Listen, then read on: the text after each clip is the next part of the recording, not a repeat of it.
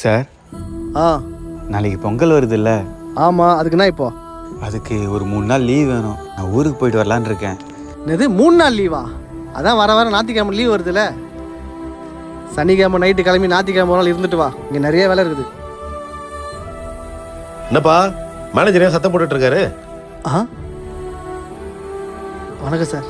ம் ஒன்றும் இல்லை சார், பொங்கலுக்கு நான் ஒரு 3 நாள் லீவு கேட்டிருந்தேன். அதான் மேனேஜர் சார் இல்லைன்னு சொல்லிட்டு இருக்காரு.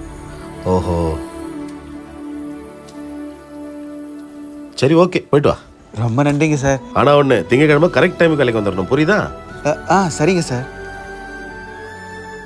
சார் என்ன சார் நீங்கள் அவசரப்பட்டு லீவு கொடுத்துட்டீங்க?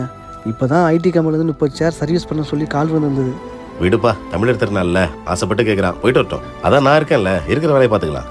சார் நீங்கள் ஓனரு, நீங்கள் எப்படி சார் அந்த வேலைலாம் செய்வீங்க? தம்பி, நான் ஒன்றும் எடுத்த உடனே இந்த சேரில் உட்காந்து வேலை பார்க்கலப்பா. நானும் உங்களை மாதிரி முதல்ல தரையில் உட்காந்து வேலை பார்த்து வந்தான்.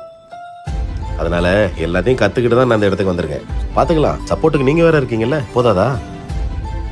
இல்லை சார், நானும் பொங்கலுக்கு ஊருக்கு போகலான்னு இருக்கேன். எனக்கும் ஒரு 3 நாள் லீவ் வேணும். அப்புறம் ஏன்பா அவனுக்கு மட்டும் லீவ் கொடுக்காம தடுத்த? அவங்க இருந்தாங்கன்னா நான் போகிறதுக்கு கொஞ்சம் ஈஸியாக இருக்குமே தான். உனக்கு ஒரு நியாயம், அவனுக்கு ஒரு நியாயமா? சரி, போயிட்டு வா. சரிங்க சார். தம்பி, எங்கள் சொந்தம் அனைவருக்கும் இனிய பொங்கல் நல்வாழ்த்துக்கள்.